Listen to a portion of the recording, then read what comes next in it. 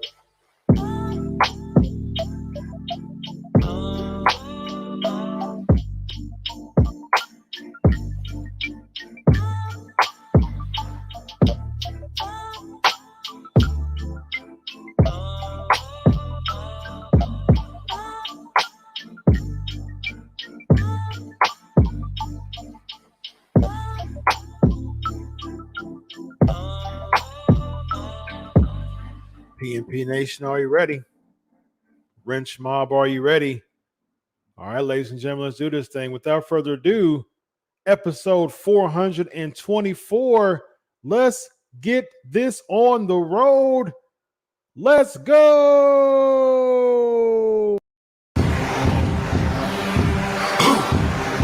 Yeah. You already know what time it is. It's that official time. Where we take this worldwide. Let's go.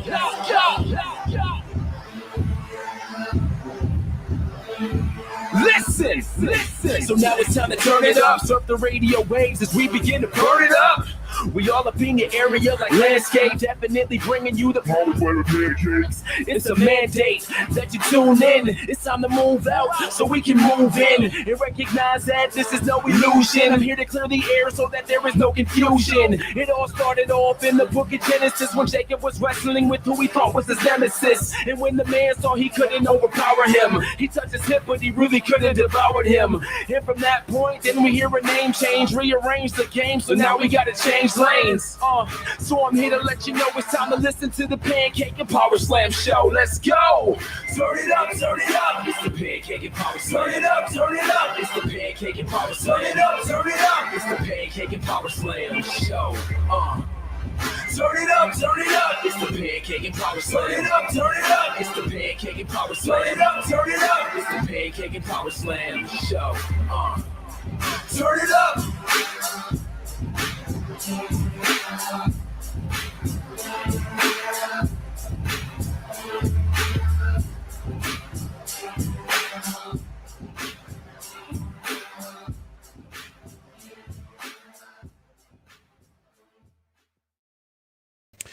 What's going on, everybody? PNP Nation, how is life for everybody? So there's a lot to talk about tonight. Listen, everybody, this is the new PNP studio. I am leaving that stuff back there for a reason, ladies and gentlemen. As I told you that I'm moving, and I moved already. I moved on Friday to a new house. I love the house. It's an upgrade, but I hate moving. I hate moving. Okay. I hate moving. So, but we are live and living color, getting funky like I'm on every wheel, making it happen. And this is I'm leaving this stuff I'm leaving this stuff there because, as you all know, as I've said before, I've made some huge overhauls. So you can see the screen right there. Any techies, get with me, because I'm gonna start using the screen for background stuff. But yeah, so I bought I invested in a whole studio, PNP studio right here. And I got a podcast table, tripod, a new mixer. I got 4 new mics and podcast chairs. Like, I got the whole deal. So did a really cool investment. I love content creation, and so you will be getting some really cool stuff from me. So I'm boxed up right now, but I'm ready to go, man. I don't know why in the world would I miss. I've been going 424 weeks straight. Why in the world would I miss a week? Because I moved and I'm boxed up. And so this is the raw and uncut version of the Pancakes and Powerslams show. And so we got a lot to talk about tonight. This is the boxed up version, as you see right there. It's got a bunch of podcast stuff right there. Unboxed new podcast stuff. And so hope you guys have fun with me as I am here, despite the fact that I got a lot of we've done a lot of unpacking, but I've got my whole studio. I got an office and a theater, just a wing all to myself, and it's a big wing, and half of it's going to be a theater, and now right here it's just the studio that I'm going to continue to work on. So next week it should be all good. That is for different videos and stuff like that, but we're here live and living color, y'all, getting funky like a monkey, if you will. All right, so let's see. PNP Nation. Where y'all from? Where y'all representing from? We got Marissa. We got one of the top fans of the PNP Nation. This lady right here, Marissa. She is a faithful PNP weaker person. She is awesome. So thank you so much, Marissa, for continuing to be on the show with us every single week. And I thoroughly enjoy you being with us. Christopher, what's up, man? Great to have you as always. Yes, we do have a lot to talk about tonight. And so we're going to jump right into it because the Crowbar interview is about 40 minutes. I just recorded it probably about an hour ago. He's a physical therapist and he has a 6:30 in the morning appointment. So we just recorded it. I'll be back live on the other side. I'm going to play the Crowbar interview. I got a good feeling you'll thoroughly enjoy the interview. So it's going to be lots of fun. Shane, what's up? Oh, Marissa, you're Canadian? I didn't even know that. What part of Canada are you from? I didn't even know that. That's pretty cool. Kyle, what's up? Where else are y'all from before we jump on? Jane's from South Carolina. Welcome to the show, Jane. Welcome, Jane, to the PNP Nation. For those who are weeklies here on the PNP Nation, welcome Jane to the family. Welcome Chuck to the family from Calhoun, Georgia. Good stuff. Corey's a faithful. Greenville, Illinois. Good stuff. Where else y'all coming from? Walsh are coming from. Lonjo, always great to have you on the show with us. Ready for another great PNP show tonight, too? Yes, I am as well. Good stuff. Thanks, Marissa. Appreciate it.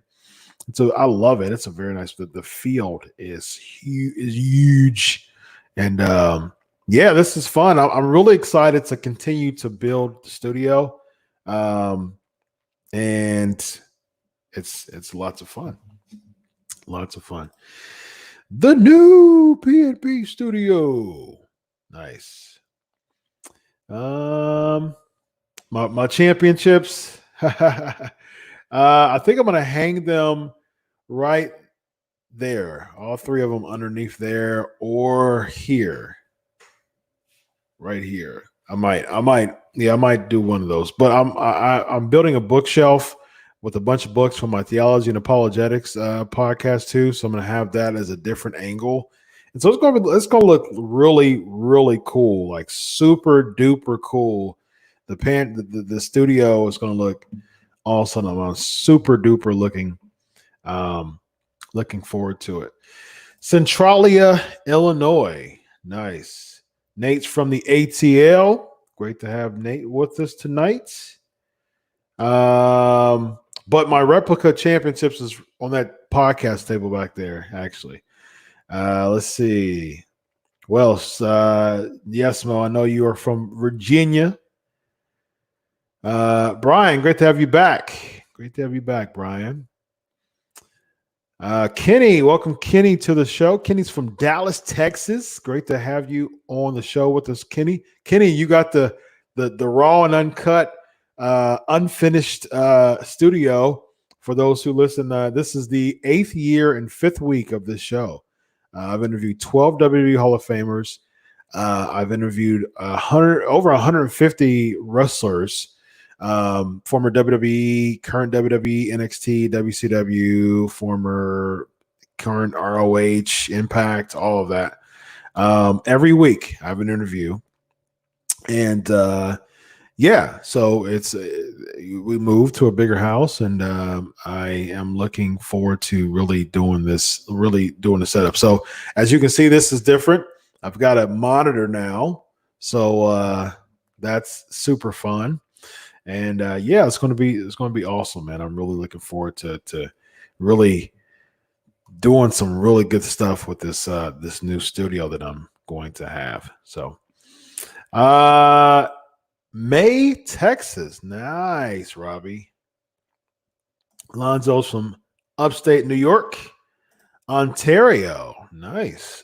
Marissa, I never knew that about you. I never knew that you were Canadian.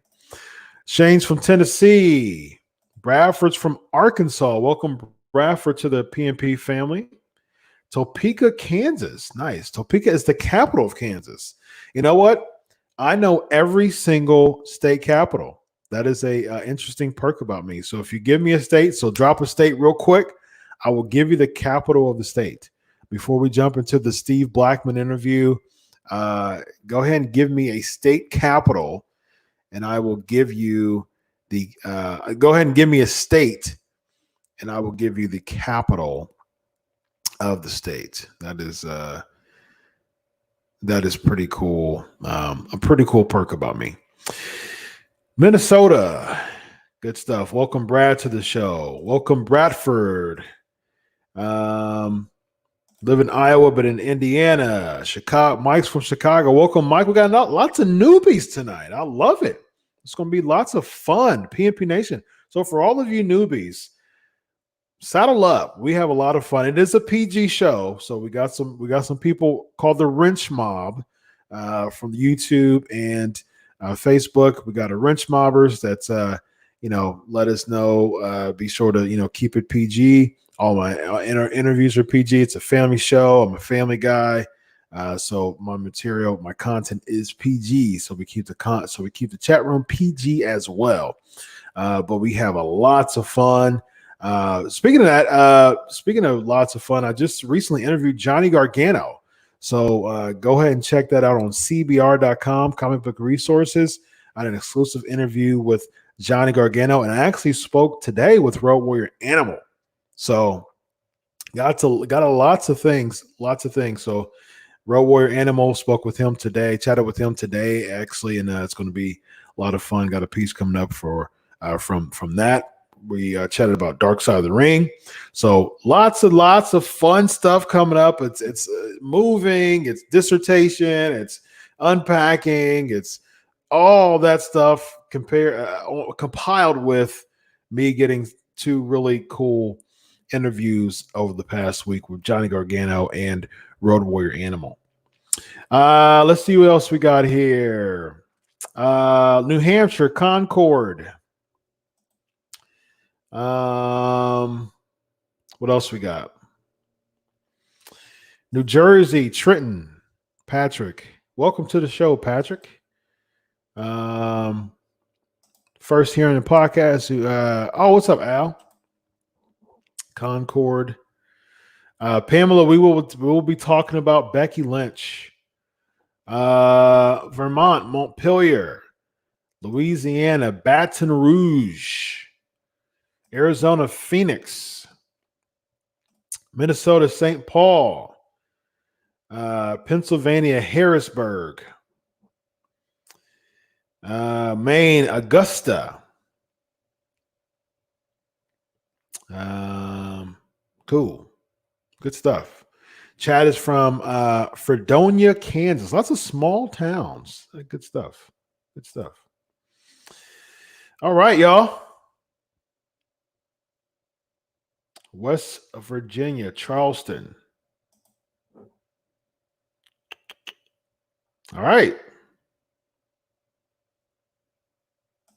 Oregon, Salem. All right. lots of stuff there. All right, we're gonna jump into this Crowbar interview, y'all. Let's do this. Bismarck, North Dakota. All right, here we go. Crowbar. All right, ladies and gentlemen, Chris Featherstone, episode 424 of the Pancakes and Powerslams show. I'm here with this guy to your left, maybe my right. I think maybe it's my right. I'm not sure what the people are getting. Yeah, my right. So it's my right. Yeah. So it's still my right. I think it's both of our rights. Yeah. so usually stage left is actually the right of the actor. So, but I guess it's not like that in camera world. So, so we share that. Former WCW Hardcore Champion, without further ado, Crowbar, Chris Ford. How are you tonight, sir? I'm doing well, very, very well. Thanks so much for having me on. This is gonna be some fun. Nice. How are you doing this evening? I'm doing well, man. So it's the Pancakes and Powerslam show. We're such a family atmosphere, and we have fun every week. We have a huge chat, and I've been taking them through my journey of saying that I'm moving. Last Tuesday was my old setup, and so yeah, I've been moving, and this is still the raw deal. But everybody knows I have to have a wrestler interview every week. That's what I do. That's how I brand the show. A wrestler interview every week. The show must go on every single Tuesday night, and so that's what we do. So this is the raw and not cut version, as Vince McMahon would say. So you and I were talking before we went on the air, and man, I appreciate your flexibility.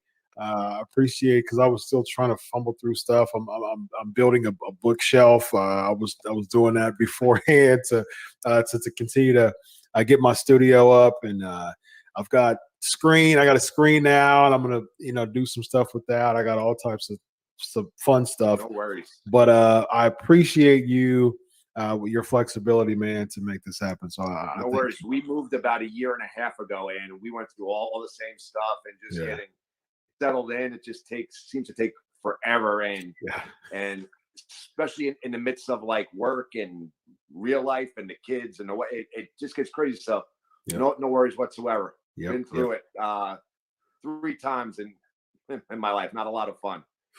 You know what, man? I hate moving. Like that is one of the worst things. I despise moving, and it's just if someone would ask me what are among the worst things that I hate, and moving would definitely be in the top 3. It's just it wouldn't have been so expensive. You almost just want to leave everything and just go and just get new stuff. But most people can't, but that would be the best. Right, just get new stuff. I think the next time, because my wife and I, friends to haul stuff for you, and they don't want to do it. They don't want to help you lift stuff into a pickup, but they do it. They're great, but they don't want. You're putting your friends out. It's it's an awkward situation, and especially any friend that has that pickup. If you're that friend, that guy getting that call. That's right. Your friends move. Yeah, we had a U-Haul, and thankfully, I told my wife that it's best to do shifts. So we did 3 shifts among the day, and so we had one chunk.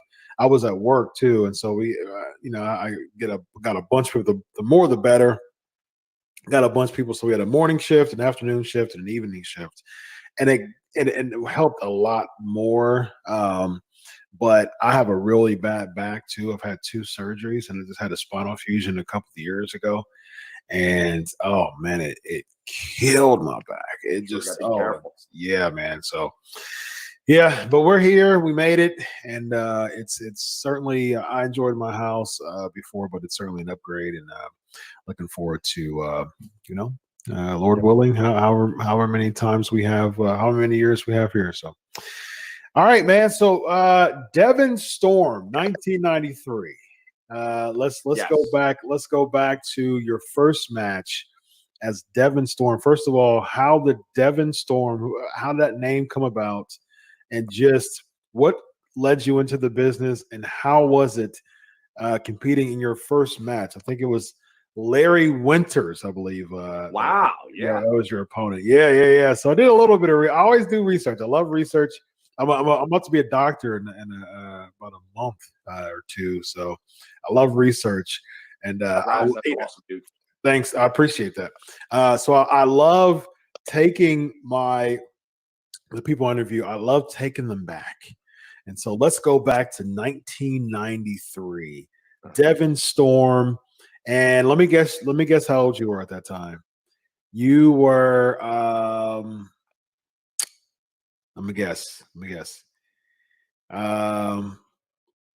You were, do the math. Boom, boom, boom. That was 17 years ago. You were 19. Yeah. Yes.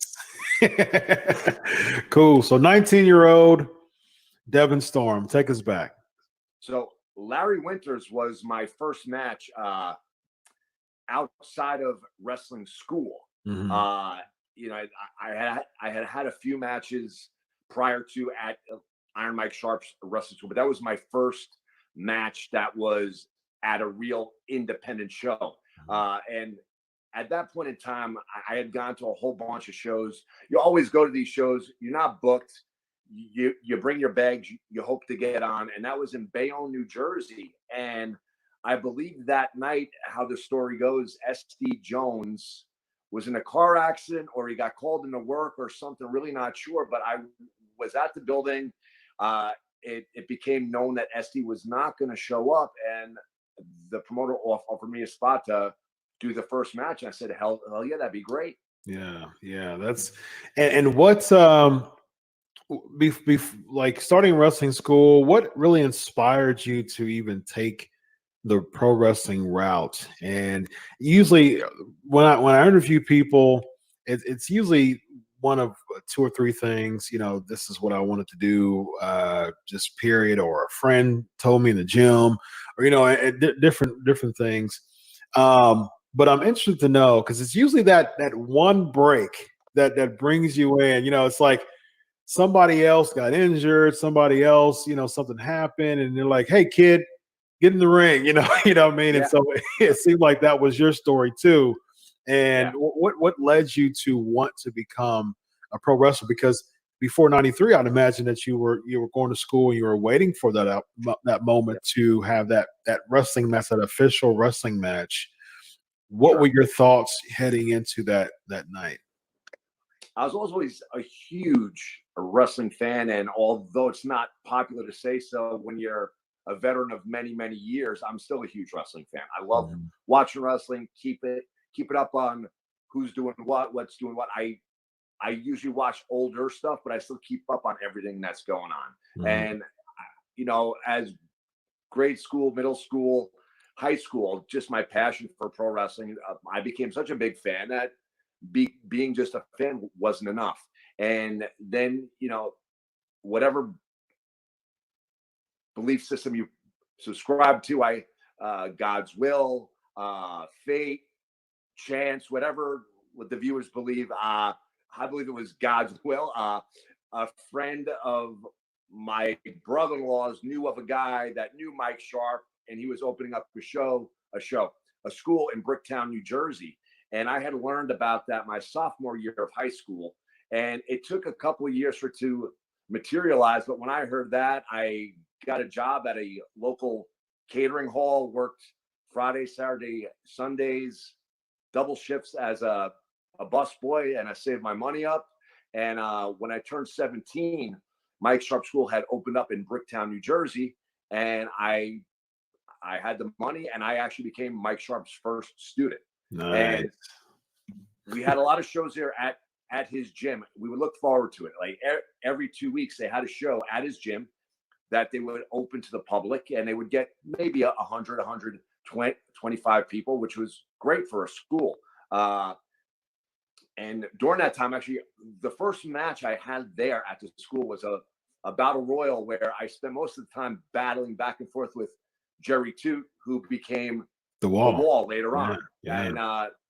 And then Mallison, TNA, and that there was just to fast forward, became one of my first really great journeys, or like just to go from, we started off in this tiny school in Brick Township in a strip mall, and fast forward years later, we were actually going up against each other one-on-one for one of the biggest companies on the planet at that time. And that was just a very surreal, cool thing to share it with the same guy that I had become friends with at the very beginning, and then to meet up later on there and actually be working with each other.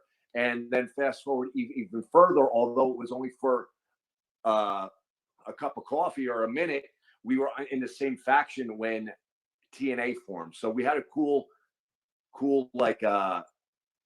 history. He was a great guy, started out together, and it was fun to see how our journey went. Yeah, that's interesting. Speaking of Jerry, I'm interested in knowing, just from your point of view, just from your vantage point, just the dark side of professional wrestling. It's just, there's so much just dark roads. I mean, there's so much temptation. There's so much, just the ability just to really go through a dark path. And it's just a tough business, just outside the business, the travel, the sacrifice, the family members not being happy with you because you're missing birthdays and graduations and births even, so Jerry, I think, was 35 when he passed? I believe so. Yeah, somewhere around there. And it's just real tough. 35, 36, 37, 38, somewhere around there. And such a young age, and just from your experience, just let us know just really the really brutal, tough road that you have to go through, and just a little bit more on Jerry. Yeah, Jerry was a great guy. Anybody that knew Jerry just knew he had a heart of gold. Really, there's no just better way to describe him. Heart of gold, great guy, big teddy bear, and like a lot of guys in the business, just being around it and being in that environment, that atmosphere loaded with the temptation, he just developed some demons, or bad habits that became demons, and that you couldn't shake them, unfortunately. We never really got a full story on what exactly happened over in Japan. The body had to be sent back, but the word we got was that he got some bad drugs and it killed him, supposedly. That's so sad. Yeah. And sadly, it's just, he's just one case out of many, that Very deals common with that. story. Yeah. Yeah, it is. And it's sad, we're experiencing one of the best documentaries as far as just really digging to that dark side of the ring. I don't know if you follow that series or not. Yeah. Yes, and it's just seeing that stuff, that just the goriness and just the tough roads and just the, like you said, the battling the demons and things like that. And so, yeah, it's really tough. So a sharp pivot. I'm interested to know just your experience working with Eastern Championship Wrestling, the NWA's version of ECW. You were there for a few matches, and how was it working there? Of course, we know that the big Shane Douglas throwing the belt and things like that when it was still Eastern Championship Wrestling, and then ECW. Shane Douglas wins the NWA Championship and then throws the belt. I think that was '94, if I'm not mistaken, when Shane Douglas I'm not did sure. that. Yeah, I think it was '94. But you were there around that time, a little bit beforehand. How was it working for that rendition of ECW? I actually had 2 matches when it was still Eastern Championship Wrestling. You brought me in just as an enhancement talent. I worked with a big dude named Judge Dredd, and then I teamed up with Little Guido at the time, and we got slaughtered by the Bruise Brothers, who would later go on to be the Blue Brothers, and then go on to be the Harris Brothers. Yeah. And that was my first time there. And then down the road, I did a few shots for WCW, where I worked Conan on Nitro, Eddie Guerrero on Saturday night, and Chris Canyon. And I was doing that during a full-time physical therapy curriculum, so there was no full-time deal there. It was just me grabbing spots here and there, and it was a great experience to be able to be on Nitro when it was red hot.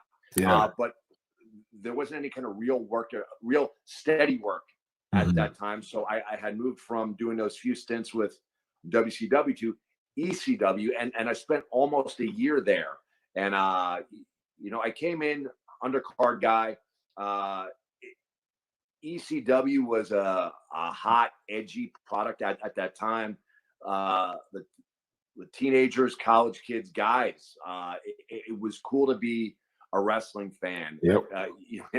Watching that, it was trendy, it was gritty, it was cutting edge. For me personally, I was still a young, naive kid, still in college, still whatever, and I would literally leave class on Friday, and at that time, ECW was mainly maybe as far north as Boston, maybe as far south as Baltimore, and then you had Pennsylvania. So for me, it was a great fit because I lived in northern New Jersey. But I was there, I watched, I learned, and I was not very well liked, or at least I took a lot of abuse, because I would actually arrive at the building pretty early most times, and I would have a ton of work to do. So I would find a little spot, and I would get my books out, and I would be doing studying and homework and stuff. And that was a pretty wild environment. And, just the talent there, I guess they didn't see it, or they took it for being disrespectful or whatnot, when I was just trying to better myself, because I knew wrestling is finite. It's not forever. It's not forever. And I was actually setting myself up for, in the event I never made it in wrestling, or if I didn't make it and it was very short lived. But it was pretty rough. I learned a lot about politics of wrestling for a very naive kid. Every one of the checks I had cleared, which was great. Yeah, nice. A lot of hard things about ECW, but mine were always great. And for a full-time college student, it was awesome.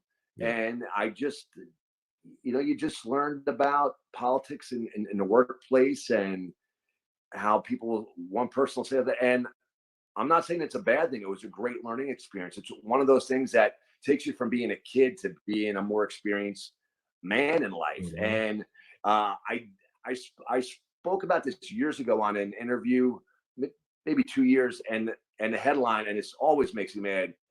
Crowbar says he was bullied in ECW locker room. That was the headline, because that's like a real hot button word. Yeah. I would never use the word bullied. I'm a pro wrestler. Mm-hmm. Maybe I was given a hard time, whatever, but I believe that experience helped me mature. It helped me grow.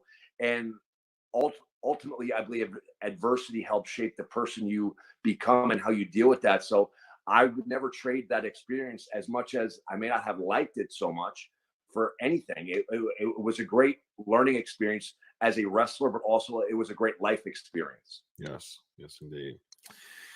Yes, indeed. So 97, I think it was, that you had some stints in WCW and WWE. I think you had some light heavyweight stuff in WWE and WCW. 97, it was heavy NWO country and, and territory. And how were you able to work both, WWE and WCW at that time? Who brought you into both companies, and what were your experiences in 97? Well, I had decided after about a year that I had worked with Balls Mahoney in his first match at ECW, and I decided that was going to be my last match. I just saw the writing on the wall, saw that nothing was going to happen there. And so I was still an independent wrestler. WCW used myself and Ace Darling, who's still a great friend of mine. We spent years wrestling each other on independence, but we also spent a lot of time as a tag team. So WCW brought us in as a team called The Extreme, and we were basically an enhancement tag team. We worked the Outsiders, we worked High Voltage, we worked Public Enemy.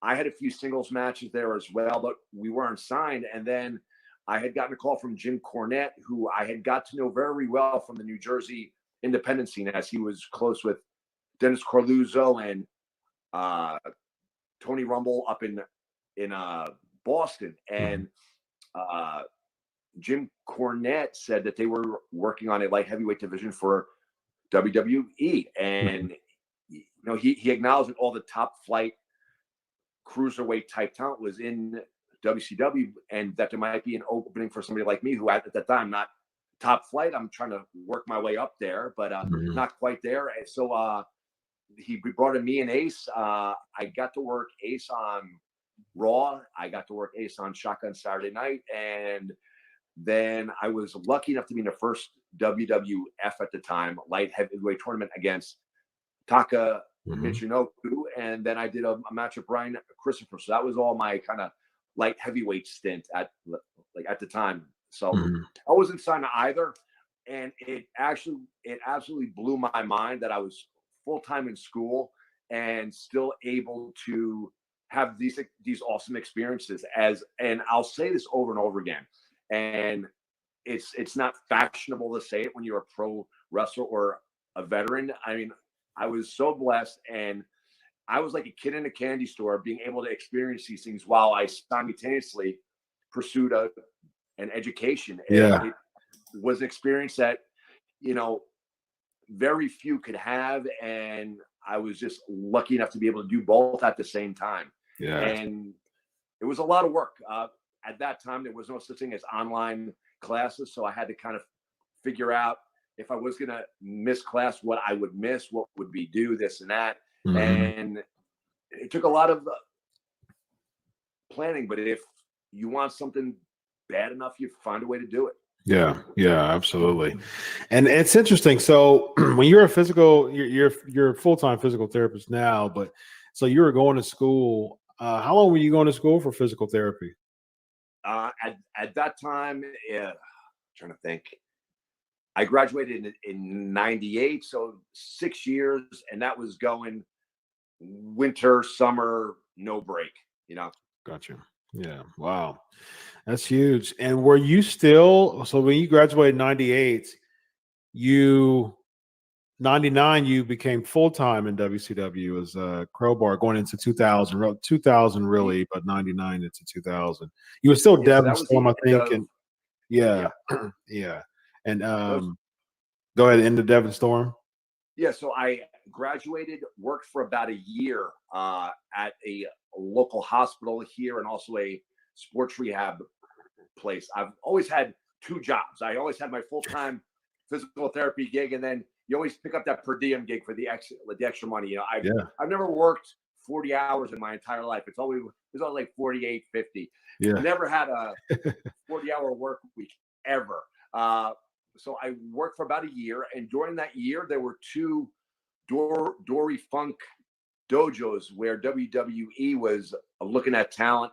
Nothing ever came of those dojos, and then I was lucky enough to meet up with Dallas Page at a show in New Jersey. He did a charity show in Asbury Park, and that was right before I had graduated. And he said, "Get in shape, get sharp, work on your character, work on this and that, and when you're ready, send me a video, and if I could help you, I will." You know, I said it before with ECW, lots of politics, and I'll never complain about politics, because in wrestling especially, Dallas Page is who ultimately opened the door for me. So I was the beneficiary of good politics. Once that door was open, I had to perform, but it's just one of those things. I'll never bitch about. I'll state that politics exists, but I was also the beneficiary of, you know, being somebody's friend or somebody liking me and helping me out. So he opens the door to me. My first big move, like we were speaking about, I move everything down to Atlanta, and I start going to the power plant, and I'm there for a few months before the Dark Devon Storm, dark hair, more evil looking, shows up on WCW Saturday night. Wow, that's big. So Devon Storm, that was your name, you know, from the beginning. Did you name yourself that? Yeah, it just kind of came up. I'm not really exactly sure how. I was just, and this holds true now. I would be a teenager. I would throw on soundtracks I like. I would go to bed at night. I would stare at the ceiling, and I would imagine things I would want to do in a wrestling ring. I would think about names and stuff like that, and I would sit there, and it would be at night, so I can't say daydreaming, but I'd just be there, and I'd lay down to go to bed, and I would spend a good hour and a half of, I'm like the type of guy, I can't shut my brain off. So I'd spend a good hour just music playing low and just thinking about who I want to be, what I would want to do, the moves I would want to see myself do. And it's just one night it just kind of popped into my head, Devon Storm. Wow. And so that was your name for 6 years, 6 to 7 years. Yep. And then Crowbar happens. Yeah. Now, you know, take us back to 2000, and, you know, you become this really type of, I mean, just crazy, you know, loony, crazy gimmick. I think Crowbar is a really good fitting name for the type of gimmick you have with Shannon, with Daphne. And I think that's it was a really interesting pairing. It was a really good pairing. And how did it all come about? How did Crowbar come about? How did pairing with Shannon? How did it all come about? Originally, I was being groomed on a Saturday night show to be the next kind of like rough, aggressive, evil cruiserweight, and I was working guys like Kidman, Vampiro. I worked Chris Benoit. I worked the lighter guys from the power plant, Jamie Noble, Mike Sanders, guys like that. And I was actually being above average. Whoa, that's a blast from the past. Yes. Above average, Mike Sanders. Great guy. And great story with him too. I'd like be happy to tell that one. That's kind of cool. Go for it. Go for it. But getting to with the Crowbar, I was being groomed to do cruiserweight stuff, and then as the story goes, we were doing Saturday night in Colorado. I had gone to the restaurant bar. I had a leather jacket on, my hair down in a certain look, and at the time, Vince Russo had the book. Bro, he liked my look a whole lot. David Flair was going around whacking guys with the crowbar. Yeah. People liked David Flair. Yeah. He was popping a rating, but he couldn't wrestle, and he knew that. And so they had this idea, let's put him in a tag match.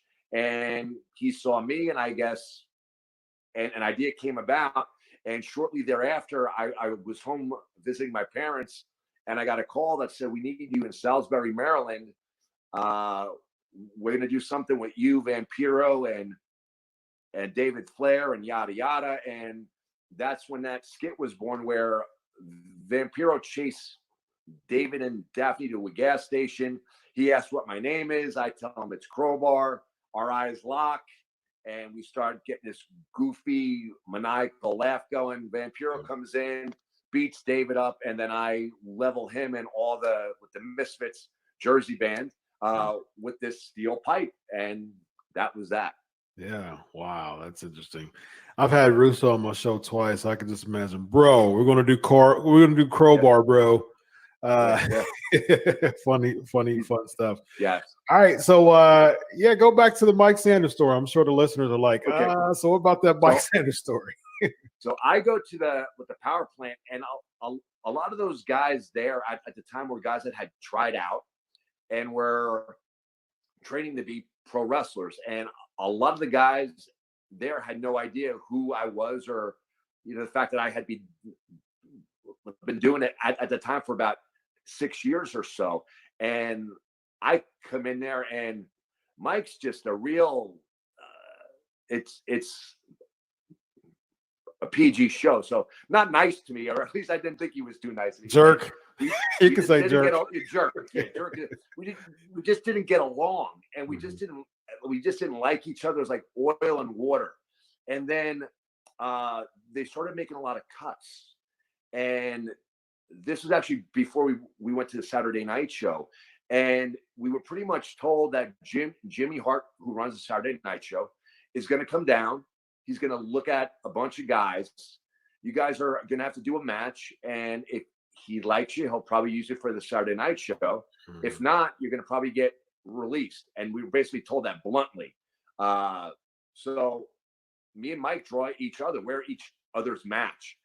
And I'm always a diplomat, I think. And I said, dude, I go, it's either we got to make this work and make it work really good, or we're both getting fired. Yeah. I go, and at that time, I wasn't crazy about Mike, but I knew he had a lot of talent. And he saw what I could do. I said, I go, dude, there's no reason why we can't earn ourselves a spot here. And we went out there. We did a match in front of Jimmy Hart in the power plant, no fans or anything. And we did a lot of big moves. We killed each other and yada, yada, yada. I like Seinfeld, so I use yada, yada, yada a lot. Oh, you're fine. We ended up going to the Saturday night show, and we basically saved each other's jobs. Wow. And from that point on, we were really tight. We got along great, and it was just, it's a teaching moment and a great life experience that you didn't see coming. If you first told me that first week that I would end up thinking I really like this guy, that we'd be good friends and that we would still talk to this day, I would have laughed at you. I was like, this guy's a real jerk. Yes. Mike's awesome. And it was a great moment. Mm-hmm. That's awesome, man. I knew nothing. I love to learn about something new about the people I interview. Never knew about that. So that's really cool, man. I appreciate that. And I love Mike Sanders. Hey, Mike. Yeah, nice. Hopefully we'll get him on the show. I talked to him about 4 or 5 years ago. I was supposed to be interviewing him, and we just lost contact. So I'll pull on you to get him back on the show. To get him back on the show. Or we'll get him on the show. I've never had him on the show, so I'll pull on you to see if he can come on the show. So Mike, if you're listening to this, I'm hunting for you. I'm coming for you. So let's talk about a couple more things. Let's talk about your release from WCW. That was about 5 weeks before the buyout, the purchase. So from the people I've interviewed that was around during that time, they just said it was so much chaos around that time. You unfortunately were fired from WCW at that time. I think it was around February 2001. I believe it was Thunder. Jeff Jarrett was your last match. And what was from your experience, what was just the atmosphere around that time? Now, you had Bischoff going out, Russo coming in, Bischoff leaving, coming back in with Russo. They didn't see eye to eye. And it was just a bunch of chaos. And then a lot of people didn't know. I mean, I've had Bischoff on the show. I've talked to him a bunch of times. I've had him on the show like 3 times. And so 2 or 3 times. And so he's explained, his area, his vantage point as, the boss, so to speak. But you as an employee around that time, a lot of people said that they had no clue that this was happening until, the day of even, and it was crazy. What was your experience during that time where the merge was happening and people it was just a bunch of chaos? What was your experience? That whole time was no one really knew what was going on. Guys were hopeful that something would happen. Prior to me being released, everybody thought the thing with Eric Bischoff, and I believe it was Fusion Entertainment or something, or something like that, was going to go through, and it was going to be great, and it would save the company. I get released in the midst of all this. I was told that I made too much money when I know I was making very little money, but it was okay. My experience is very different than the average person, and it's just because of who I am. I never, just getting into a wrestling ring at Mike Sharp's gym when I was 17 years old, amazing. Anything that happened after that, I had hopes, dreams, whatever. But just getting in a ring, doing an independent show, anything else after that was just gravy.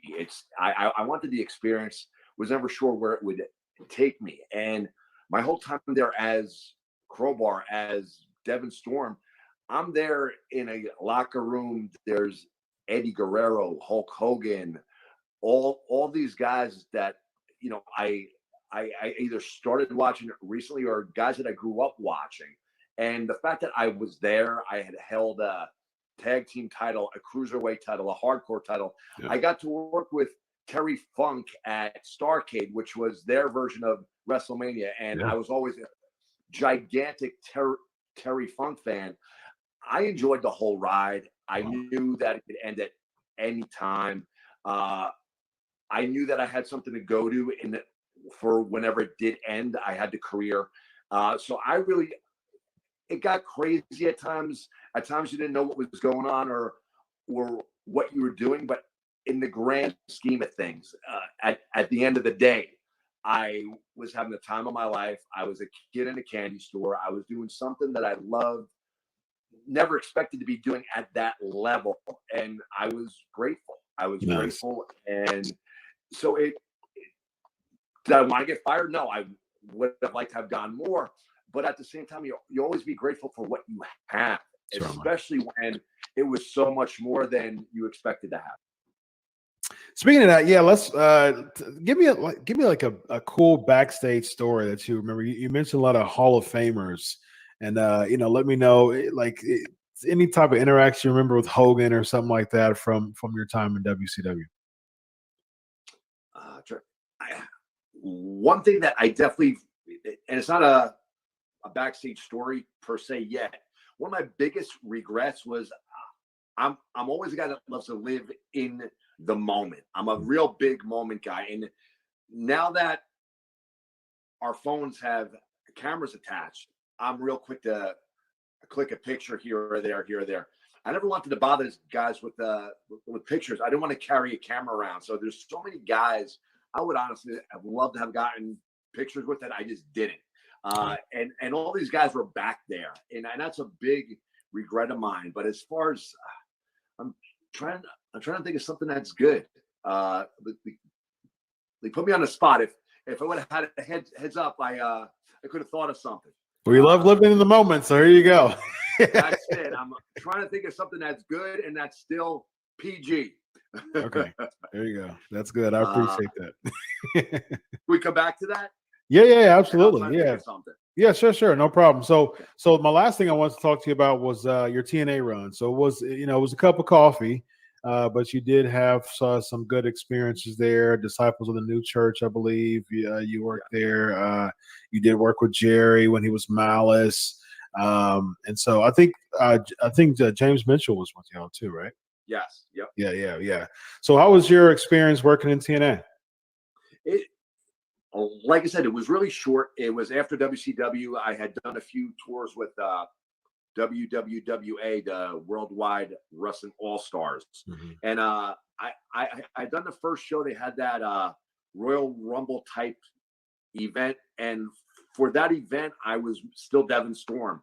Then they brought me in. It was either the next episode or maybe two down the line, or something like that, where they introduced the disciples of the New Church. They gave me the name Tempest. They originally wanted to call me Crucifix, and I just wasn't comfortable with that. I'm a pretty easygoing guy, but I go to church. I don't push my religion on anybody, but it's just a name I just didn't want to have. So it was a cool looking group. It was me, James Mitchell, Malice, and Wolfie D. I forget what his name was in the church. He had a patch on his eye, really crazy looking guy. And we had this cool group. But at that time, I guess they were struggling with money, and they had asked me to move to, down to Tennessee. And at that time, I had just started a physical therapy job, full-time physical therapy job. I had just bought a house, just got engaged, and I loved the product. I loved what they were trying to do, but at the time, they didn't seem to be on that solid grounds. And guys were used and then never brought back. So I had to make as much as I had loved wrestling, and I was a huge wrestling fan, and I wanted to be there, that really was my hardest, most adult decision, was saying, okay, I have to take care of life here, and I can't move down here. I offered them options, saying that I would drive here or there if I could. I would try to rearrange my schedule. I would take a cheaper flight. I would work for less money just to make this work. But I had to make the decision that I'm not moving. I just bought a house. I have a great job here, and it was time for me to be, more of an adult, and I'm not saying that wrestling guys aren't adults, but for me, that was a really tough adult decision I had to make. And I said, I'm going to stay put. I know I have value. I'll work hard. I think I would help make this group. And if it's not in the cards, if they don't think it's something that they want to do, then there's nothing really I could do about it. And, that's how that ended there. In the years that would come, I was used for the Hard Tens tournament against Sandman, wearing more of a Crowbar gear again, the ripped jeans and all. And then I was brought back one more time, no, actually two more times. One time where I teamed up with Gangrel and Kizarny in a 6-man tag. And then more recently, maybe I'm thinking 5-6 years ago, maybe 7, where they had a one night only hardcore battle royal, where they basically had guys come in Royal Rumble style with a weapon. And that was the last time there. I'm really not sure of that date. I think 5-6 years ago, I'd say. Yeah. All right. So the Hogan story, or whoever, Hall of Famer, you remember anything backstage WCW? Just give me a funny, interesting, or a juicy, a PG, I can tell you. Okay. Backstage. All right. Got it. I can keep it PG with you knowing what I'm talking about. A lot of people have seen the 30 for 30 Ric Flair. They've heard all the Ric Flair bar stories and all this wild stuff. And I went out very infrequently. I went out once in a while. I usually, and it probably killed me politically, maybe, I would go to the show. I would go to my room and I would read an expanded universe Star Wars novel, or I would I would play video games. I was probably one of the first guys that started bringing their system on the road, and I would go back to my room and I would game it. And in my mind, I can't get in trouble doing this. I'm showing them that I'm going to keep my nose clean, and it's a big nose. Keep my nose clean, not get into trouble. Try to be a model employee, but occasionally I would go to get something to eat, or maybe go have a few beers, and I saw Ric Flair come down to the hotel bar in Ric Flair fashion. It was in the days before cell phone, like good cameras. Otherwise, it would have been like this. But it was just before that, so I experienced and got to see one of the Ric Flair bar stories that he's very famous for. So that's kind of cool as a fan. Nice. And it was crazy. Wow. Well, it's been a pleasure, man. I've had a great time talking to you. Let the listeners know, where to find you on social media. You're still wrestling. You were just in ROH a few months back, man. So you're still trucking along, doing your thing, man. Still doing some indie stuff. Fun, so man.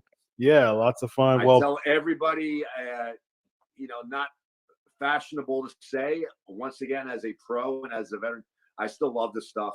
Love it to death. If I didn't, I wouldn't be doing it. I love going out to performing. I love working hard and still being able to keep up with the younger guys. I like being a heel on Twitter and getting a rise out of the people. But that's really my main social media platform. It's at WCW Crowbar. Chime in, say something funny. Feel free to insult me. That's cool. I'll probably insult you back. And it's actually funny. There's a handful of guys on there that we started getting into a heated exchange back and forth. And just like Mike Sanders, with the guys I end up connecting with, and now we just laugh and have a great time. Nice. So, nice. Just thanks, just had a really great time, and, keep plugging along, I guess. Good stuff. Well, thank you for being a physical therapist. As someone with 2 back surgeries, that's near and dear to my heart. I've been to 6 different multi-session physical therapy sessions for my back, and one was aqua therapy, actually. Nice. So it's been a really difficult journey, but people like you make it better in my world. So thank you very much. I enjoy my career. I enjoy the work. I generally do. I enjoy it in a completely different way than wrestling, but I feel very blessed that I have 2 careers. One's more, the physical therapy is more the career now. The wrestling is just pure enjoyment now. But I feel very blessed that I have both to go to. Good stuff. Been a pleasure, Crowbar. Thanks a lot for coming on the show, man. Thanks a lot. Right. Be safe. Thank you so much. You as well. Bye-bye.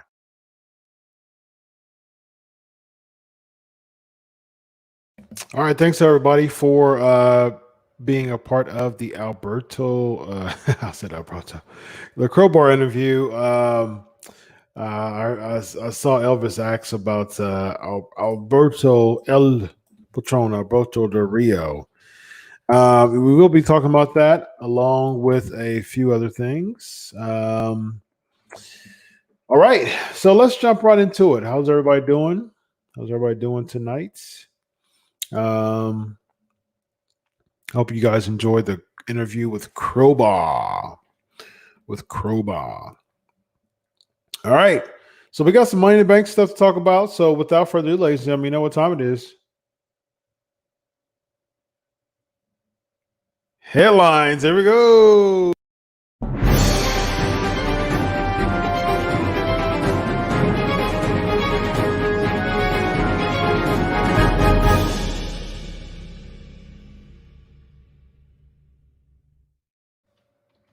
All right, y'all. Here we go.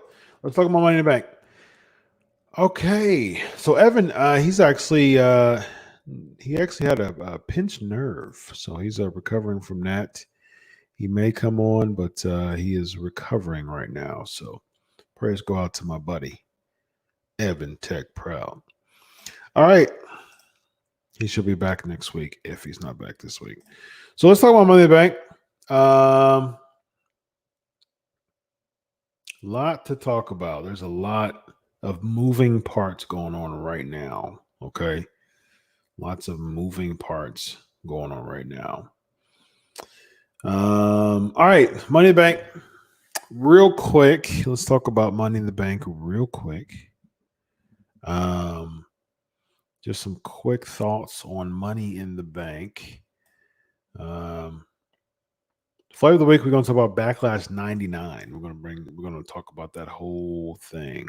Backlash of 1999. Money in the Bank was, it was okay. It was just okay to me, honestly. Just okay. Money in the Bank concept was decent. It was something. I mean, it was the best that they have. The best they could work with. It was short. It was super short. I didn't get to watch it until like close to 10 o'clock, and it was off by then already. And I was like, whoa, like they're really making, they're really like legit making this short. And so I was like, cool. I mean, I ain't got to stay up all night to watch it. So it worked for me. Okay, so real quick, Jeff Hardy did beat Cesaro. The New Day retaining the championships. I'm always cool with that. I'm always a fan of that. Lashley defeating R-Truth. I'm an R-Truth guy. You know what I mean? So it's tough for me to see that as an R-Truth guy. I'm not a fan of it. So. Yeah, not a big fan of that. But I like Lashley too, though. Lashley. Let's see. We got Bailey defeating Tamina. I wasn't happy about that, honestly. I wanted Tamina to win because she always gets those opportunities, and it doesn't work out for her. Unfortunately, that's craziness. Braun defeating Bray. I thought it was cool. I thought that was a decent storyline. I'm cool with Bray being kind of like the fodder for the Fiend. They're clearly protecting the Fiend, so I think I'm cool with the Fiend being protected. Totally cool with that. So yeah, I'm cool with it. Braun, Drew McIntyre defeating Seth Rollins. Yeah, I mean, I'm a fan. I'm a big fan because I'm a big Drew McIntyre fan. So, Asuka winning the Money in the Bank ladder match, the women's Money in the Bank. I'm actually a big fan of that. I'm actually a big fan of that. People know I'm a huge Asuka fan, and about time she got an opportunity again. Now, granted, a buddy of mine texted this earlier. Asuka, let me read the stat actually. Asuka is the second ever Grand Slam champion and the first ever person to win all titles and the Royal Rumble and the Money in the Bank.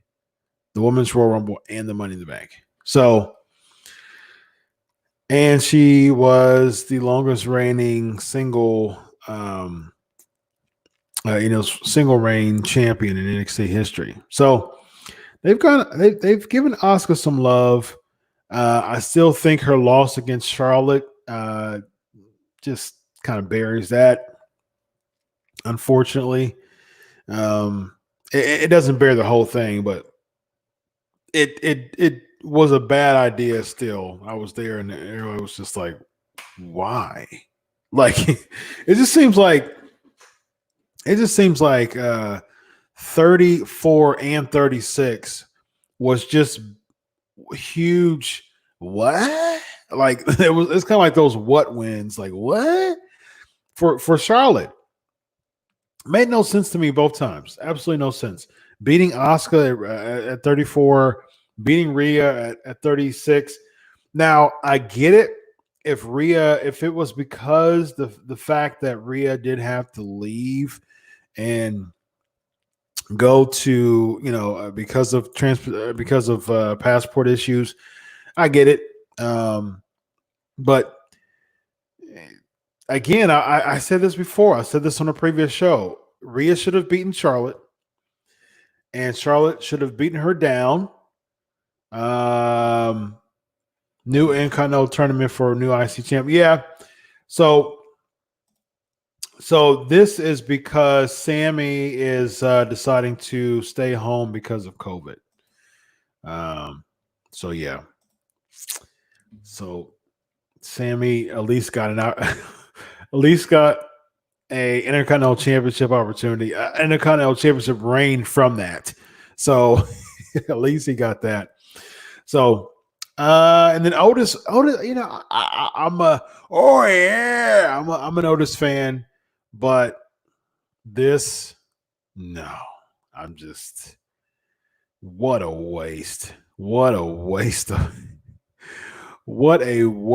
of time. And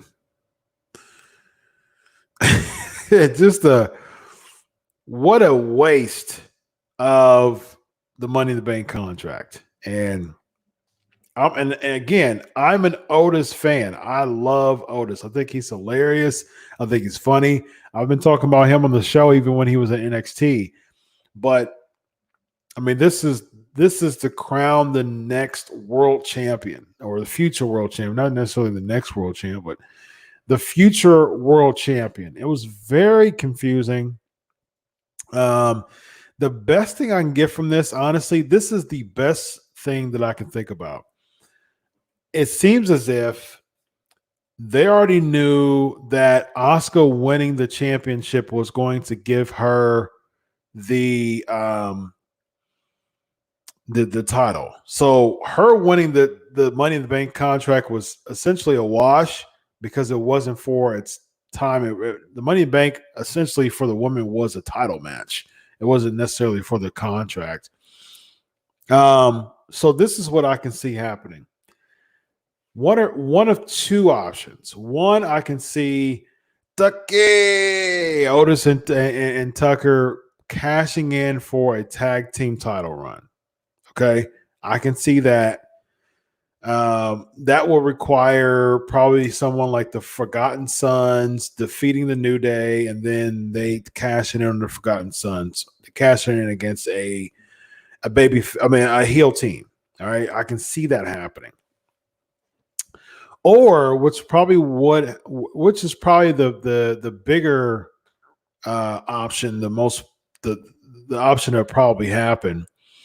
I think that Mandy may turn heel. So it may be one of two things.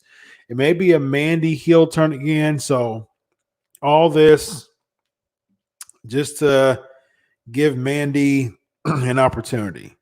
All right. So she pulls a swerve.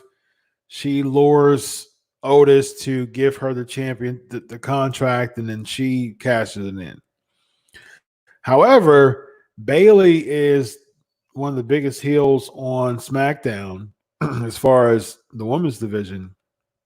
So a person who just turned heel, cash it on a heel, just doesn't make sense.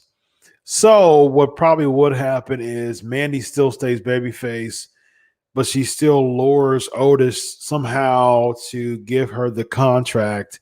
She cashes it in against Bayley and wins the championship.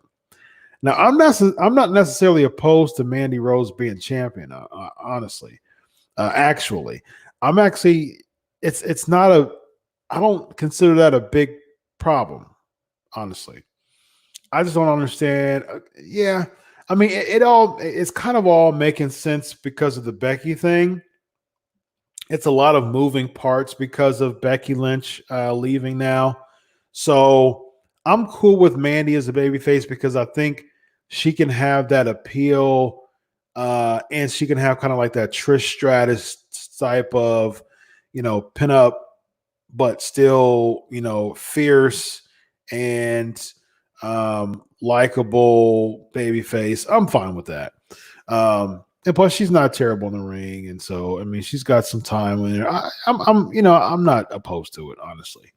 So I think that probably Mandy Rose will get the biggest benefit from this, honestly, and Otis will give Mandy Rose the contract, and she'll cash it in on Becky Lynch. I mean, not Becky Lynch, but Bayley, which I think is. Yeah, I mean, I guess.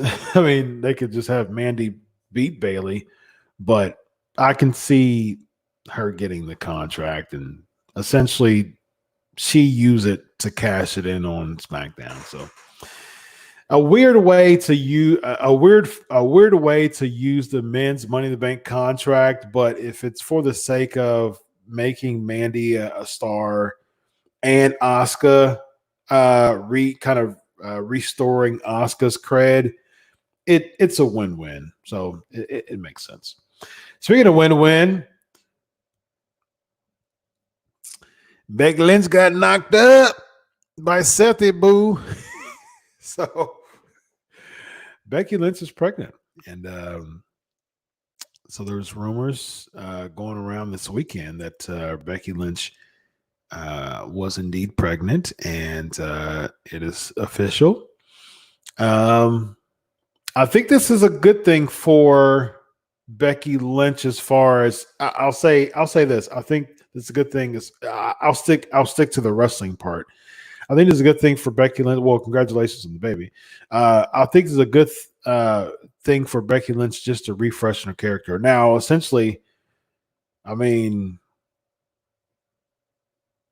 it can be a year at least. You know what I mean? Like, I have 3 kids, and I've been through the delivery of all 3 kids with my wife. I've been there in the room with her every single time, and I've experienced the recovery process every single time.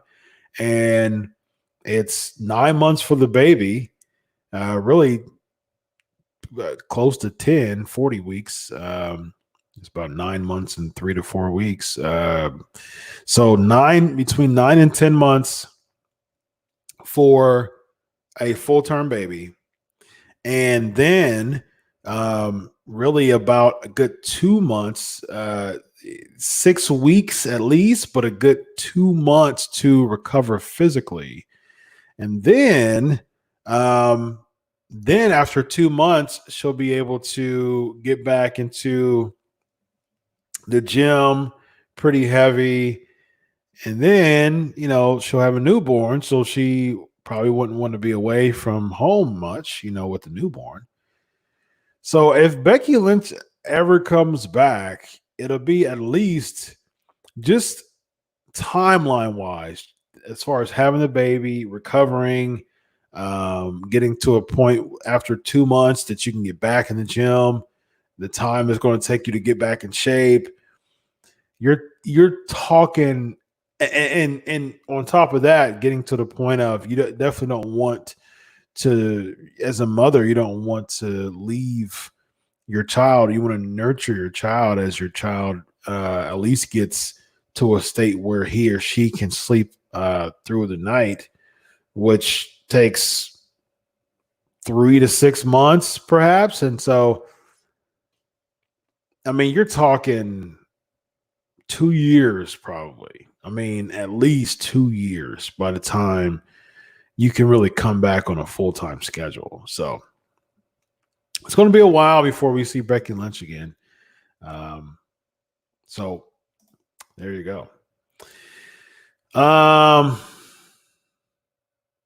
Yeah, at least I would say, you're saying at least a year, Alonzo.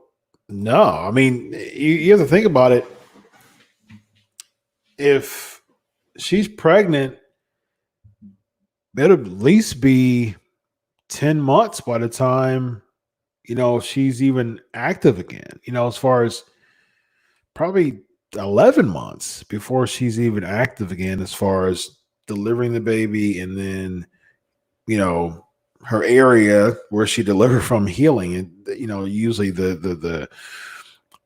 usually it's 6 weeks, 6 to 8 weeks typically. So yeah, that's another 2 months. It's another month and a half to 2 months on top of the 10 months you might as well say. So that's a year. It's basically a year. And then again, raising the baby, daily, nourishing. If she's breastfeeding, she has to be with the kid, all the time. So I think this will probably happen. I can see this. If she does come back, probably as a surprise, Royal Rumble 2022. Yeah, I can see that. Will Seth be going away as well? No, because who's going to pay the bills? I know that they're on contracts and stuff like that, but the contracts requires them to do work. They've got to work. He'll probably be on maternity leave. He'll probably be, he'll probably gone for a few weeks. People do that all the time who have babies. They're gone for a few weeks and they come back. I mean, look at for instance, look at Maurice. She was able. Let me see. They had their first baby. Let me look and see when they had their first baby. I know she competed at 33 in Orlando. The mixed tag. She had her first baby. I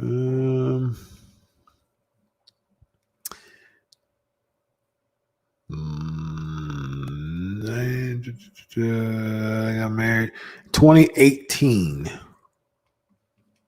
So Monroe Sky was 2018. So yeah, I mean she's so yeah, they just had Jade in this past September, Madison Jade this past September. So she's done. She's been done since having Monroe Sky. I know she came back for a little bit to be a manager for the Miz, but yeah, she's been done, physically since they had the baby 2 years ago. So she wrestled in 2017. That was at 33 at the at Orlando. So yeah, she's been gone for a while. I mean, she's pretty much done. All right. No, I mean, but that's not my point, though, Alonzo. My point is that she competed. I mean, she competed at 33, and then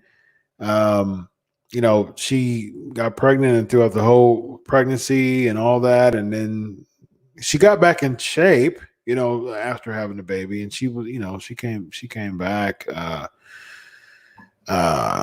When did she come back?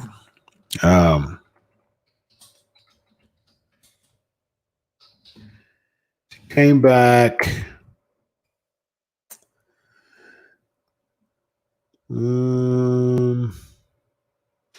Yeah, so there's been talks last March. There were some talks of her possibly, she was talking about a possible WWE return. I'm not saying that she'd do it, but it was, she talked about it. She talked to Hollywood Life. And I think that the WWE values me, and I've been with them for over 15 years on and off. So honestly say, I don't know. I'm open to it, but we'll have to see. Miz said that she'll come back faster than any mother has come back to WWE after Monroe. So you really never know. Or she came back. She came back faster than any mother. So yeah, that's when she came back after having Monroe. So She came back, and that was 2018. So, and plus, she definitely didn't come back full time because she retired, but she was a manager though. So she was managing the Miz for a while. So she was still active. So we'll see. Well, I mean, we'll definitely see where it goes. Maria Kanellis, we'll see where that goes as far as her coming back to the wrestling world. We'll see that. What I think Seth would do I think we'll see him on TV every Monday on Raw, just on TV here and there. I mean, I think it's business as usual for Seth. I think, just like it is with everybody else. I mean, The Miz was active every single week until Maurice had the baby. They were talking about they were considering. I mean, they were having talks about him possibly missing WrestleMania, but he didn't even do that. I mean, they had a baby a week before WrestleMania, and what about 2 weeks? About 2 weeks after WrestleMania, 2 weeks before. So March 27th, I believe they had the baby, and WrestleMania, what was it, 35 in New Orleans? That was April the 7th. So about a week and a half before WrestleMania, they had their baby, and he competed at WrestleMania. So, I mean, that's WWE for you. That's WWE for you. And I don't, same thing's going to happen with Seth. Seth's going to wrestle every week. And when they have a baby, he'll probably take a little bit of time off and come back, just like everybody else. All righty. I don't even know. I don't even know any. I've heard about this. I've heard about Carneyland, but yeah. Wrestling Forever. Daniel Bryan said, "Yep, same deal." Nikki Bella, Daniel Bryan. Nikki Bella actually came back to compete, but again, part-time basis. You're a mother before you're anything else, so she came back on a part-time basis and was in there for a little bit, got back in wrestling shape, competed, and left, became mommy again. So I mean, she never left being mommy, but as far as full-time, she's full-time mom now. So Brie Bella was the one. What did I say? Did I say Nikki? I didn't say it. Did I say Nikki? I definitely didn't mean Nikki Bella. Brie Bella is Daniel Bryan's wife, not Nikki. Although Nikki is pregnant right now. So yeah, I mean, now she's full-time mom again. I mean, basically that's what's going to happen. Alberto Del Rio arrested. What in the world is going on here? So he's arrested. So I'm gonna read the TMZ story. He was obtained by police. The accuser. Actually, I'll pull this up. I'll pull this TMZ article up. As a matter of fact.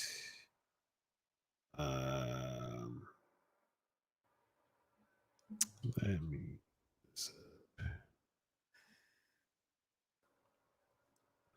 All right. Here we go. All righty then. So, Alberto Del Rio arrested for sexual assault. Allegedly choked woman, burned her passport. That is nuts. TMZ, I'm saying the police report. The accuser told, let me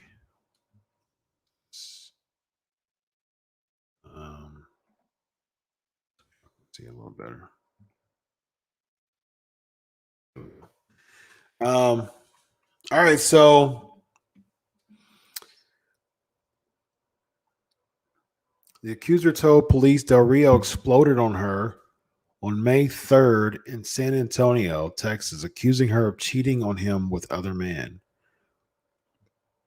Let me charge this a little bit more. There we go. That's good. The accuser, whose cops says only speaks Spanish, says Del Rio smashed her cell phone, her laptop, and attempted to burn her passport in an attack that started around 10 p.m. on May 3rd and lasted until around 2:30 p.m. on May 4th. The woman also claims Del Rio attacked her, causing multiple injuries, and left her feeling woozy and dizzy from the hits to her head. There's more. The attacker also claims Del Rio choked her and at one point shoved a sock in her mouth to keep her quiet. The woman says when the sock was in her mouth, she could not breathe. During the incident, the woman claims Del Rio also sexually assaulted her with his penis and other body parts. The woman is adamant that she did not consent to sexual activity with Del Rio. The woman told police that she is afraid of Del Rio and had planned on leaving the city as soon as possible. The responding officer says that he saw multiple bruises on the accuser's face, arms, legs, and neck. Del Rio's real name, Jose Rodriguez Chuquan, was arrested for domestic violence and aggravated sexual assault. According to his booking sheet, the 42-year-old is listed at 6'4", 240 pounds. The accuser is 5'5", 132 pounds. And then a little bit about Del Rio. Wowza. All right. Well, your thoughts, PNP Nation. Your thoughts, PNP Nation. Let's see. What do y'all think? Let's see. There's a lot of PNP Nation quotes on this. Heard about Del Rio. I was shocked about that. No trouble. I bet this validates Paige's attitude. Lonzo said that Broto would never be welcome back in the WWE now. Yeah, Kyle. See, the thing is, I don't think that this is. See, Dark Side is like dark, like typically dark. Now you have. I was wondering, like, okay, so what about the Road Warriors is necessarily dark? But of course, you have the death of Road Warrior Hawk. So yeah, and so I'm looking forward to seeing that actually. So yeah, we'll see where that goes. But no, I mean, there's no just grim, ending to this. Unfortunately, it's assault, and he should. There should be consequences for it, but it's not Dark Side quality. I have no respect for a man who puts his hands on a woman, Shane says. I feel you, man. Marissa said, won't be allowed in a Hall of Fame. Now that's an interesting point. I can agree with that, Marissa. I can see that, especially if he gets arrested. I can definitely see him not being involved in a lot of WWE Hall of Fame. Now, here's the question. Is he even a Hall of Famer in the first place? Like, with all his start and stops and all that, yeah, he had a bunch of title reigns, but I don't even know if he's I don't even know if WWE would consider him a Hall of Famer, honestly.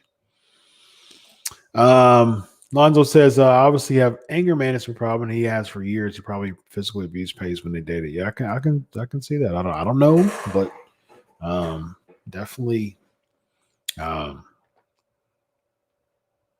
pattern. I'm so this is my wheelhouse. I'm gonna be a doctor in forensic psychology.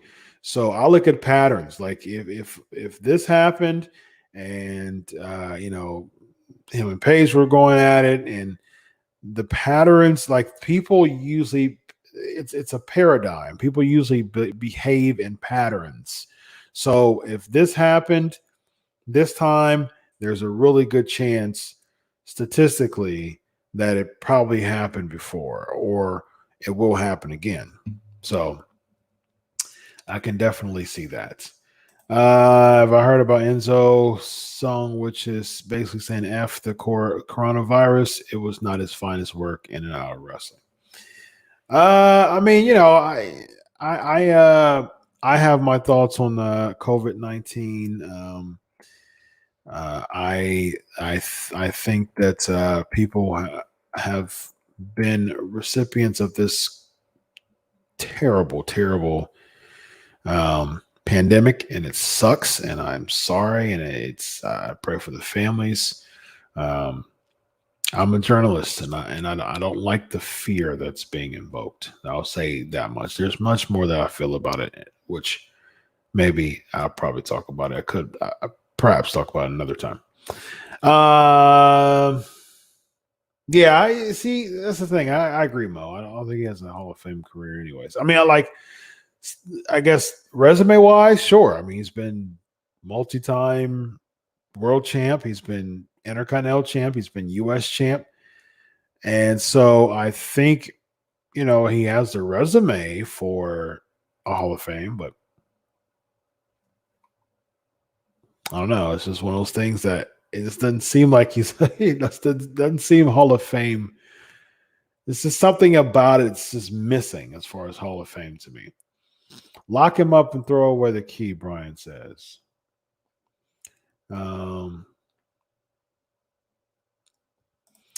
Yes, Duskaris. He was actually Duskaris Jr. Yes, Combate Americana, Americas, Combate Americas, I believe. Yes, Combate Americas.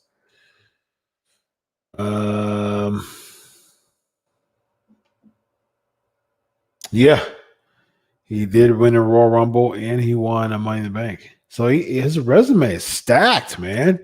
His resume is stacked, but it's crazy how stacked his resume is, but there's just something still missing about his career that's just not Hall of Fame to me.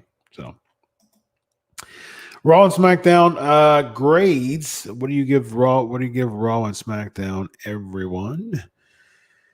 Raw and SmackDown, go ahead and grade them. What are your grades for Raw and SmackDown? As far as I know, I didn't take any notes as far as Raw and SmackDown because I've been so just all over the place. But as far as Raw is concerned, let's start with SmackDown. SmackDown was okay. Every week I actually thinks I enjoy SmackDown more than Raw typically, and because again it's shorter, it's not as unbearable to watch. There's actually some good competition. There's some good storylines. Like I enjoy. I'm cool with the Otis and Dolph Ziggler storyline. Right now, you've got Mandy and Cyan Deville. I'm fine with that too. So, as far as storyline wise, I think that there are a lot of positive things. I mean, I'm not too big on Bray and Braun right now. I know that Braun wanted to feud with Bray. I think that's a money feud I think they should have saved that for the Rumble. I would have been cool with something like a Shinsuke, something like a Cesaro, something like a Sheamus, something like that. Because right now you just got to have some throwaway feuds because there's no audience, because of those things. You just kind of have to have throwaway feuds. And I mean, it just, I keep saying it's weird. It's weird to me. And I said this before. It's weird to me that both of the champions right now are baby faces. I'm a babyface guy. I love baby faces, but I think there should be heel champs right now as we are off. This is off season for one, and for two, there's no fans because of the Corona. So it just, to me, I think it's better for the fans at home to see the babyface chase when you have the decks. I mean, when you have all of these hurdles that you have to go past now. I think that you should have heel champions. Yeah, I think that would be my idea. All right, so let's see. Lots of grades here. Let's do this. SmackDown C and Raw was actually a B plus this week. I mean, other than the beginning, I wasn't really. I wasn't the biggest fan. Raw B minus, SmackDown C minus, Raw B plus. Didn't see SmackDown. Raw A, really, Marissa? So are we saying Raw A because of the beginning segment? Because to me, it was like everything else. I mean, it's like every other week. I mean, the beginning segment was great, but it didn't make the whole Raw to me. Raw was an iconic. You're missing an eye, Elvis, on iconic. B minus, SmackDown C. It was like watching practice. Yeah, I agree with that. A minus. So it seems like you guys are giving Raw a curve because of the Becky announcement. Okay, I'll give that to you, but I don't think. I mean, it was great, absolutely, but I don't know. I don't think that made it an A because of that. You think low ratings made Vince made Raw better this week? I mean, I don't really. I mean, how was it better? From what I remember, I mean, still another Drew. What was it? Another Drew and Andrade match. Seth beating up Mysterio. There's some rumors going on that's his contract is up. The reason why they did that, or he won't renew his contract. If that's the case, man, what a way to write somebody off. That was pretty gory. Yeah, but I mean, it didn't seem like they made much of a thing about it. I mean, obviously they saved Becky's pregnancy until Raw, so clearly they wanted to make something out of it. So, okay, Becky's announcement, Asuka becoming women's champ, Iconic's return. Sure, that made it a B, C plus to me, as opposed to typically a D. You enjoyed NXT overall and SmackDown. Yeah, I mean, NXT's consistent. I'm actually enjoying AEW more than Raw. More than Raw. I would say more than Raw. SmackDown's decent, but I would maybe even SmackDown too, as far as me enjoying AEW more. See, and this is what I don't like. I don't like I can't stand, and I don't think the brand split has anything to do with the ratings. They're talking about some invitational stuff. You've already got people losing like crazy, like Cesaro. Do not see. I'm a big fan of the brand split. You need to keep the split because it highlights people. Why in the world would you have two belts? Listen, if you do the brand split, that means that there won't be a Universal Champion anymore because you're not going to relinquish the WWE Championship. So you just basically abolish the Universal Champion for that. That's stupid. That wouldn't make sense if you did that. And then you're having the same Raw people on SmackDown, and then that's SmackDown's going to take the brunt of it because only thing we're going to see SmackDown was just always call when SmackDown was on Tuesdays. I would always call SmackDown Raw Light when there wasn't any brand split because it was the same stuff we saw on Raw, but 2 hours of it. So that's the problem with the brand split. There's so many people. Even with all the cuts, there's still so many people that it will be Raw Light. So do another shuffle, do another draft or whatever you want to do. We'll see. Javier's I mean, yeah. I mean, I think this year, right now, things are.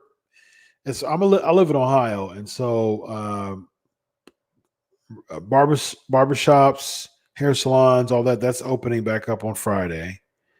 Restaurants open back up this week for take home for carry out and limited like eating outside of the restaurant, like takeout. But it's returning back, opening next week or in 2 weeks, I believe. So things are in Ohio, things are opening back up slowly but surely. I'm just waiting for that announcement that gyms will open back up. That is when I'm going to pop. I'm going to mark out for that for sure.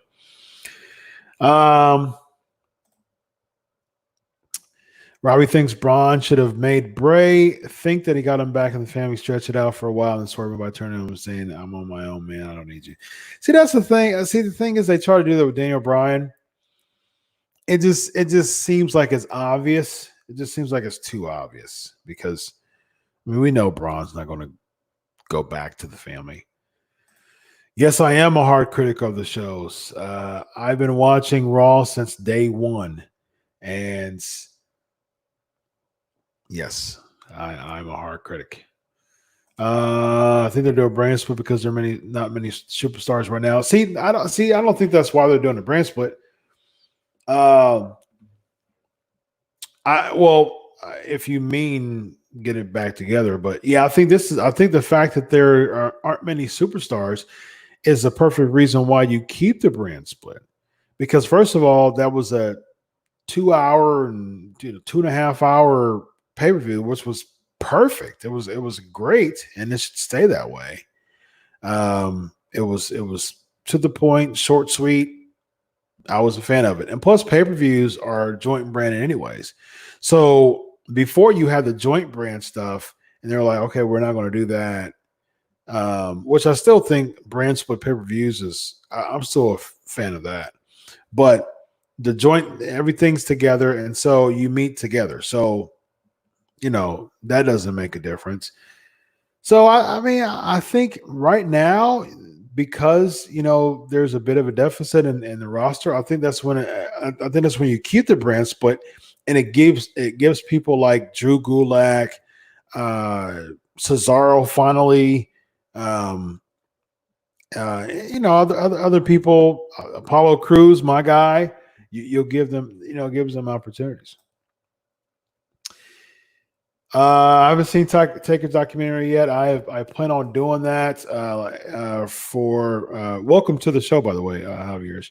PMP Nation, welcome Javier's to the show. New listener. Yeah, I haven't seen it. I just recently moved from my house to a new house, and so it's been hectic, super duper hectic. So this is the raw and uncut version. I hung my screen up. I think I'm actually going to bring it down a little bit. I bought a huge podcast studio behind me. I bought nice lighting and all that. Like I set it up like the real deal. Like I bought a bunch of stuff, new mixer, new mics, new all that, new everything. So I'm still unpacking everything. And by this weekend, it might, next Tuesday, it could be like this again next Tuesday, because this weekend is going to be pretty hectic still, because I'm still trying to work on my dissertation on top of that. But I am going to probably unpack some things as far as setting up my podcast studio this weekend. That's the hope, setting up my podcast studio this weekend. And so when that happens, I'm actually considering, because right now I have a dual screen, I have my computer. This is like my office area, and behind me, I wanted to make my podcast area. So I'll probably bring the screen down a little bit and do the camera angles a bit different. And I've got a bunch of ideas that I'm going to do, and I think it's going to be fun. So you'll see as the weeks progress, and hopefully by next week you'll see a big improvement if I have the time. But as the weeks progress, you'll see some really fun stuff. So I'm pretty excited about that. Yes, I will be seeing the Takers documentary. How do I think R-Truth will get his baby back? I think that he's going to go to Tampa Bay. He's going to go to one of their practices, and he's going to pin Rob Gronkowski and win the title back. Would I interview a Tennessee Titan player? Of course I would. Absolutely. All right, y'all. Good stuff. All right, so we're going to spend the last few minutes to talk about the flavor of the week, which is the Backlash of 1999. So, flavor of the week. Let's do this. It is now time for the flavor of the week.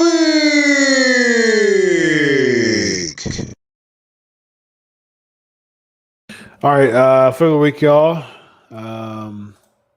Let's talk about the Backlash of 1999. Backlash 1999. All right. I forgot to put my nice little boop-a-da-boop. Boop. All right. Backlash 99. Ruffles and wrist locks. No. Clever, but PMP, man. I've branded that for so long. All right, yeah, so Backlash. Yeah, you know what? The Orton and Edge thing. I didn't really care about it happening yet another time, but I guess. I mean, so be it. So be it. All right. So, what was the card? Brian's asking. All right. So let's bring up Backlash of 1999. All right. So here was the card. The card was. So you had Nicole Bass and Val Venus defeating D'Lo and Ivory in a mixed tag match. You had Droz and Prince Albert defeating Too Much. This is when Too Cool was too much in a tag match. You had Kane defeating the Big Boss Man. Those were all on Heat. So it was 4 Heat matches. And then Viscera defeating Test. In 2 minutes and 9 seconds. Oh my gosh. What in the world? See, I couldn't stand when Test would lose. I was a big Test guy. All right, so open up with the Ministry, Baruch, the Ministry of Darkness, Farouk, Bradshaw, and Midian defeating the Brood. Edge, Christian, and Gangrel. You had Al Snow defeating Hardcore Holly for the Hardcore Championship. Godfather defeating Goldust for the Intercontinental Championship to retain the Intercontinental Championship. I remember that was a really odd time for the Intercontinental Championship. It was just kind of like a hot potato with the IC title. It was really weird to me. New Age Outlaws defeating Jeff Jarrett and Owen Hart, number 1 contender for the tag team title. Mankind defeating the Big Show in a Boiler Room Brawl. Yeah, I remember that. I remember the Boiler Room Brawl. Triple H defeating X-Pac. Undertaker defeating Ken Shamrock. Okay. See, yeah, I remember. Yeah, because around this time was ministry, and then corporation, and then eventually corporate ministry. So yeah, this is Austin Rock, No Holds Barred with Shane as the referee. I do remember that. Yeah, I mean, yeah, yikes. I'm gonna have to watch this again because this does not seem very intriguing. I'm gonna have to watch this again. Next week we'll talk about 2000s Backlash, and I'll watch that beforehand. Hopefully I don't have enough time, but I'll watch 2000s Backlash before we talk about it next week because 99 didn't seem very intriguing. So I'm gonna watch it, and yeah, it's probably better enough. It's probably better than what it seems like on the card, but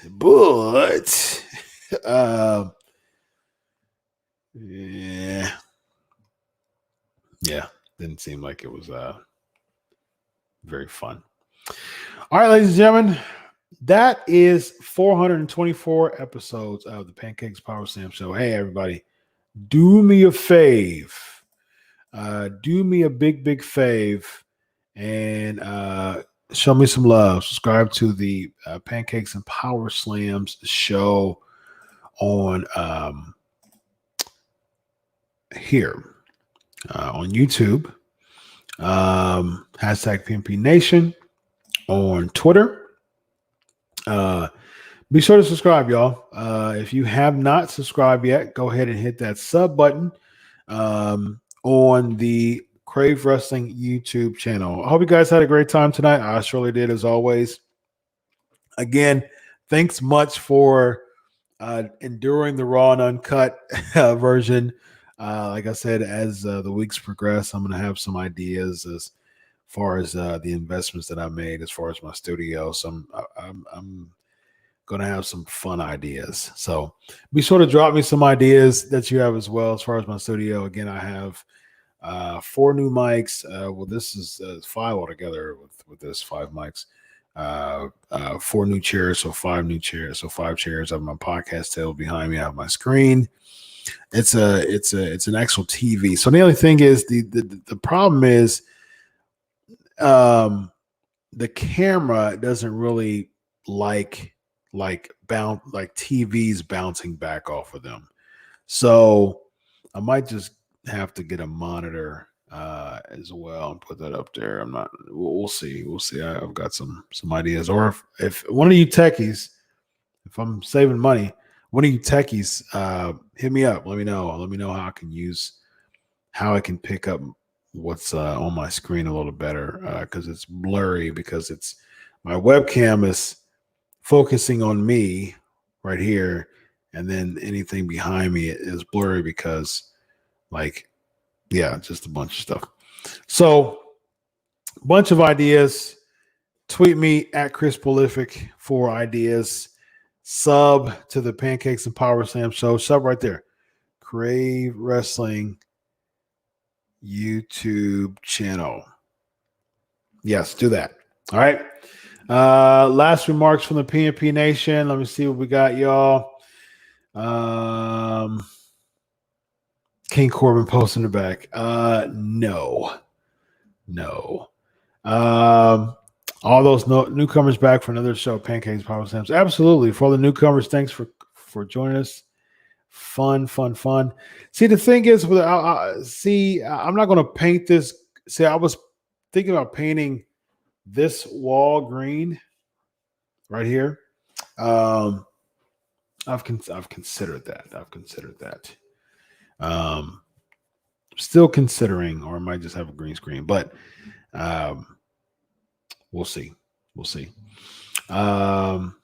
I will, Christopher. I will, because it's fun. I enjoy it. I enjoy that there's going to be a really nice studio, and I'm really excited about it, and it's going to look super nice. So, and I appreciate y'all bearing with me as I set up. Like I said, this is the raw and uncut. Everything's pretty bare right now. I actually put my mic back on like right when I interviewed Chris, and that was about an hour and a half before the show started. Crowbar, Chris is his name. I didn't even have my mic or my headphones. I set my computer up on Saturday, and yeah, it was just, it's just been hectic. It's been super, super hectic. So right now, my thoughts are bringing the screen down a little bit because it's going to be kind of level to my podcast stuff, because I'm actually going to start having a lot of people come in my studio to record podcasts. So I'm going to have the screen probably right here to be leveled with that. And so I think I'm going to have something right here. My bookshelf, I'm making a bookshelf. I got a bunch of theology and apologetics books. So I'm probably going to have my bookshelf right here with books. And let that be the backdrop of my theology and apologetics page. And then right here, the screen, and above it, maybe something. I don't know. Maybe. We'll see. All right, y'all. So that is that. Evan has a pinched nerve. So he is recovering from that. He is hurting right now. All right, y'all. Been a pleasure. As always, hope you all have a great night. On behalf of the PNP Nation, 424 episodes in the books. Until next week, enjoy your week of wrestling. God bless. And always remember, I'll ask Chris a question real quick. All right. WrestleMania posters that I had in the background before. I gave it to a really good friend of mine. Ben, my dude Ben. He actually has been on the has been on the show when we did the WrestleMania. And so he helped me move. And I was like, man, do you want those posters? Because I didn't want the posters. I mean, I wanted to just change the look, because I'm really bumping up my theology and apologetics podcast too, Vision United.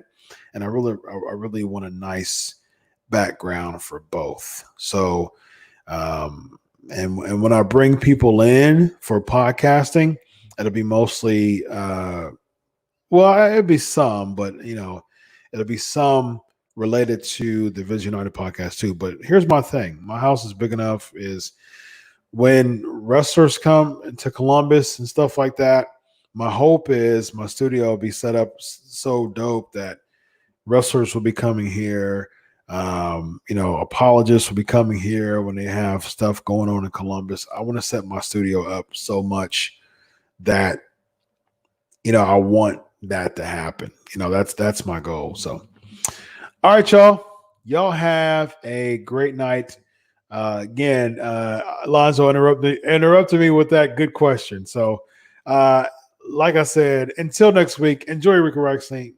God bless. And always remember, I do it for you. Have a good night, everybody. God bless. Bye-bye.